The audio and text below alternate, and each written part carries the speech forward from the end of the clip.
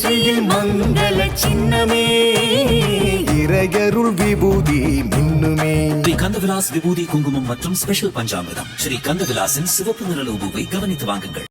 நம்ம ஊரு கோயில்கள் பவர்ட் பை கந்தவிலாஸ்.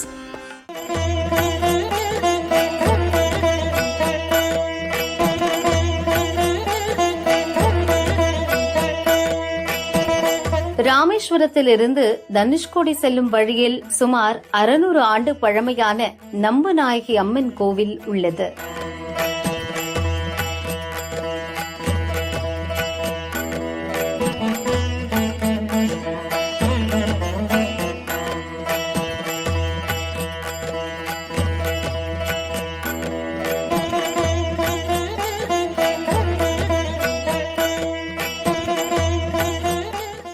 இந்த கோவிலில் பச்சிம துருவன் தட்சிண துருவன் என்ற முனிவர்கள் கடும் தவம் இருந்தனர்.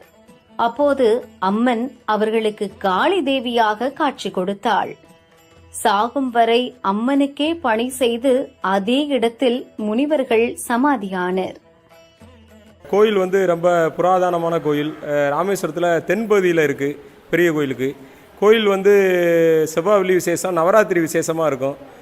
கோயில் முன்னாடி பழங்காலத்தில் கீழே இருந்துச்சு கோயில். இப்போ கோயில் உயரமாக கட்டி 1980 ஏற்கனவே கும்பாசை நடந்திருக்கு. அதுக்கப்புறம் 2018 மே 25 கும்பாசை நடந்துச்சு. கோயில் புதுசாக கட்டி கும்பாசை நடந்தது. அம்மன் 2 அம்மன் உள்ளே இருக்குது. அதில் இந்த சின்ன அம்மன் பக்கத்தில் இருக்குது ரைட் சைடு. அதான் சுயம்பு. ஆதி காலத்தில் இயற்கையாக பூமியிலேருந்து எடுத்ததாக வரலாறு ஐதீகம். அபிஷேகம் எல்லாம் அந்த அம்மனுக்கு பண்ணுவோம். பால், தயிர், இளநீ, பன்னீர், தேன் எல்லா விஷயம் பண்ணுவோம்.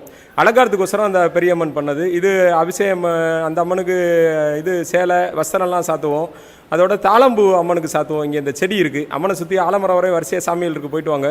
போகிற வழியில் கற்பனசாமி, ஐயனார், பேச்சியம்மன், ராக்கச்சியம்மன், இருளாயம்மன், கற்பாயம்மன் இருக்குது. லாஸ்ட் ஆலமரம் முனிசாமி ஐயா இருக்கார். அதுக்கு பின்னாடி இந்த மரங்கள், அந்த மணல் மேட்டில் இந்த தாளம்பூ செடி இருக்குது. இங்கேயே பூ கிடைக்கும். அம்மனுக்கு சாத்துவோம். அம்மன் வீட்டுக்கு வரதுனால இந்த தாளம்பூ வாசனை உங்கள் வீட்டில் தெரிஞ்சுன்னா அம்மன் வந்துட்டு போகுதுன்னு அர்த்தம். அம்மன் பேர் நம்பு நாயகி அம்மன். வீட்டுக்கு வீடு அம்மன் பேர் இருக்கும். நம்புராஜன், நம்புலட்சுமி, நம்பீஸ்வரி, நம்பு விக்னேஸ்வரி. அம்மன் எல்லாத்துக்கும் குலதெய்வம். இங்கே ராமேஸ்வரம் வெளியூர்லேயும் நிறையா இருக்காங்க. 100க்கு 60 to 70% அம்மன் குலதெய்வம். அதுபோல் குழந்தை இல்லாதவளுக்கு குழந்தை கிடைக்கும். கல்யாணம் ஆகி 5 வருஷத்துலேருந்து அதிகபட்சம் 21 வருஷம் வரையும் இல்லாதவளுக்கு கோயிலுக்கு கிடச்சிருக்கு. டாக்டரே செக் பண்ணி வாய்ப்பில்லைன்னு சொன்னவளுக்கு கோயிலுக்கு கிடச்சிருக்கு.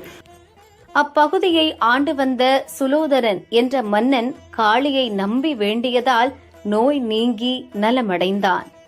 அம்மனை நம்பி குணமடைந்ததால் நம்பு நாயகி என அழைக்கப்படுகிறாள். கோயிலை சுற்றியுள்ள நீர் பல்வேறு நோய்களை போக்கும் தன்மையுடையதாக கருதப்படுகிறது.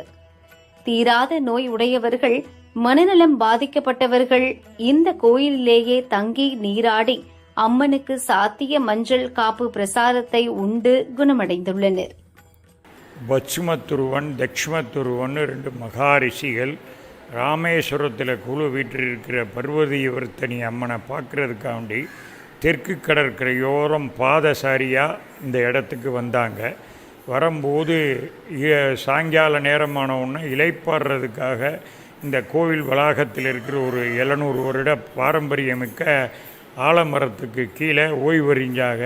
ஓய்வறிகிற அன்னைக்கு ராத்திரி அவர்களுடைய கனவுல அசரீரி தோன்றி, நீ என்னையை தேடி ராமேஸ்வரம் நடக்க வேணாம், நீ இவ்வளோ தூரம் கடினமான பாதையை கடந்து வந்திருக்க, உனக்கு இங்கேயே காட்சி தர்றேன், என்னை நோக்கி நீ உன்னுடைய தவத்தை ஆரம்பி அப்படின்னு சொன்னோன்னே அந்த பக்ஷ்மத்துருவன் தக்ஷமத்துருவன் இருவரும் இங்கே இருக்கிற அருகில் இருக்கிற தண்ணீர் தடாகங்களில் நீராடிட்டு அம்பாளை பரிபூர்ணமாக அவளுடைய வாக்கு தெய்வ வாக்குன்னு மனப்பூர்வமாக ஏற்று நம்பி, அதனால தான் இந்த அம்பாளுக்கு நம்புநாயகின்னு பேர் வந்துச்சு. அப்படி அவங்க வணங்கி 48வது இரவில் ஒரு தாளம்பூ வனம், இது பூரா கேத்தக வனம்னு சமஸ்கிருதத்தை சொல்லுவாங்க, இது தாளம்பூ வனம். இந்த தாளம்பூ வனத்தில் நான் ஒரு மரத்துக்கு கீழே இருக்கேன், என்னை நீ வெளியே எடுக்கணும் அப்படின்னு சொன்னோன்னே, அந்த காலத்தில் இந்த பகுதியில் எந்த பெரிய வெப்பன்ஸும் இல்லை, ஆயுதங்கள் இல்லை. இங்கிட்டு களிமண் தரையாக இருக்கிறதுனால இந்த கழுதைகளை கொண்டுட்டு களிமண் சுமக்கிறதுக்கு இருக்கிறதுக்கு வந்தவர்கிட்ட அந்த மண்வெட்டியை வாங்கி வெட்டும் பொழுது அந்த மண்வெட்டி மரத்து மேலே பட்டு அதில் ரத்தம் பீறிட்டு வந்துடுது. திகைச்சு போன அந்த ரிஷிகள் உடனே அருகில் விளைஞ்சிருந்த இந்த விரலி மஞ்சள் கொடியை எடுத்து அப்பி அந்த காயத்தை குணப்படுத்திட்டு பொறுமையாக தோண்டும் பொழுது அந்த உள்ளே இருக்கிற மூலஸ்தான விக்கிரகம் அங்கேருந்து காட்சி தர்றாங்க.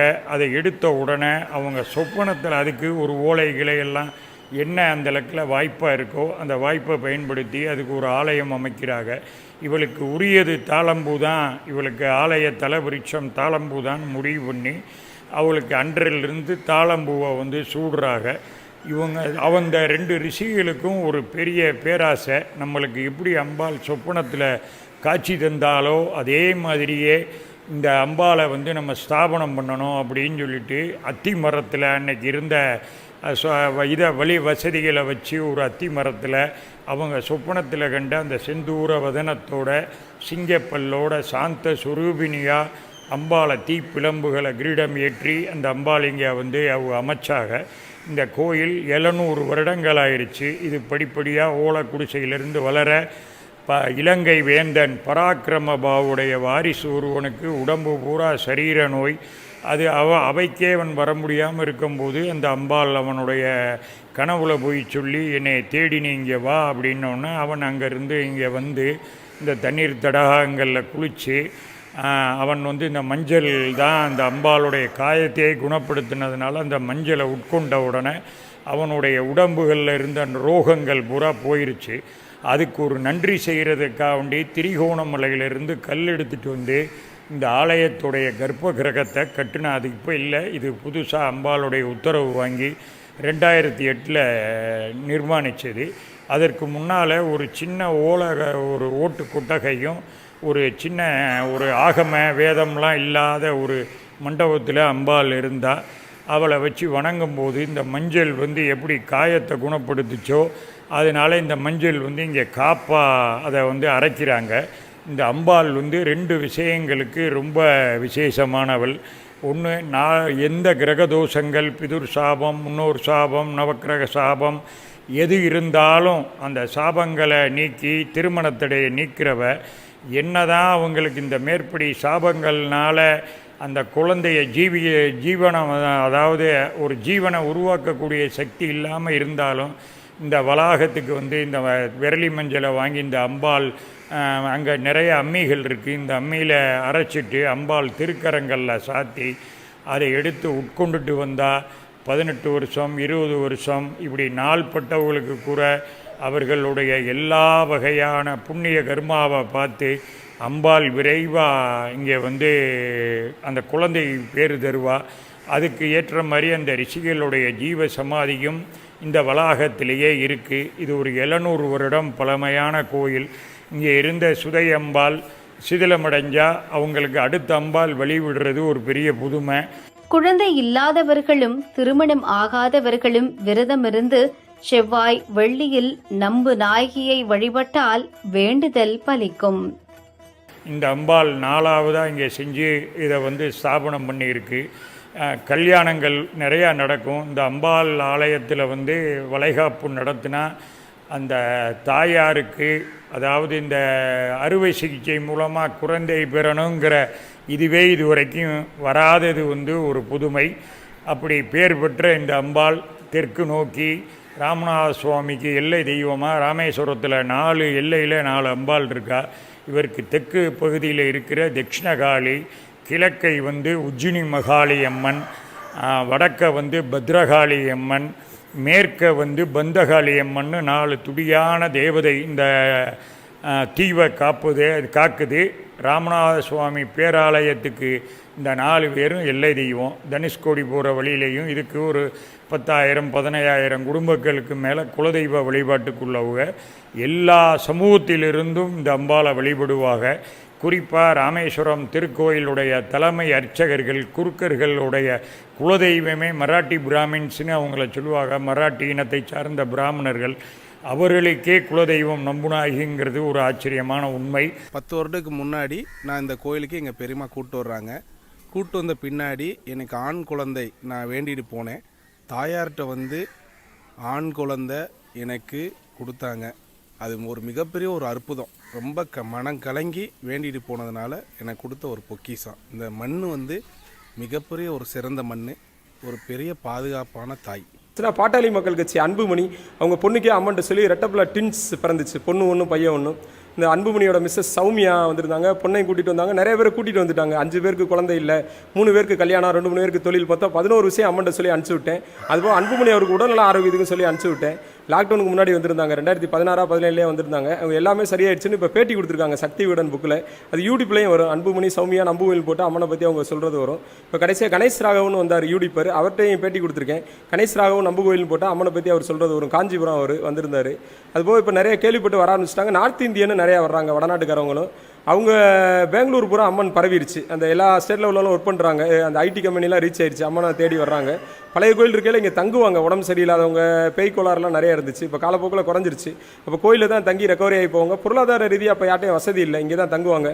நான் ஹெரிடிட்டரி பிரிஸ்ட்டு நல்லா சின்ன பிள்ளையிலே பார்த்துருக்கேன். 1 வாரம் 10 நாளாக 1 மாதமாக தங்குவாங்க, நார்மல் ஆகி போயிடுவாங்க. அதான் அம்மனுடைய அதிசயம் இங்கே. இப்போ இன்னமும் கல்யாணம் ஆகாதவள் வந்து உடனே கல்யாணம் ஆகுது, குழந்தை இல்லாதவளுக்கு வந்தால் குழந்தை கிடச்சிருது, உடம்பு ஆரோக்கியத்துக்கு வந்தாலும் சரியாயிரும். இப்போ படிப்பு, வேலை, வெளிநாடு போகிறது, எல்லா விஷயத்துக்கும் வர்றாங்க. எல்லாமே அம்மன் செஞ்சுக்கிட்டு இருக்குன்னு வைங்களேன். நீங்களும் ஒரு தடவை வந்து அம்மனை தரிசனம் பண்ணிட்டு போங்க. நவராத்திரியின் போது 9 நாட்களும் நம்புநாயகி அம்மன் நவசக்திகளின் வடிவமாக கொலுவில் இருந்து 9வது நாளில் சிறப்பு அலங்காரத்தில் காட்சியளித்து பக்தர்களுக்கு அருள் பாலிப்பது இங்கு விசேஷமாகும்.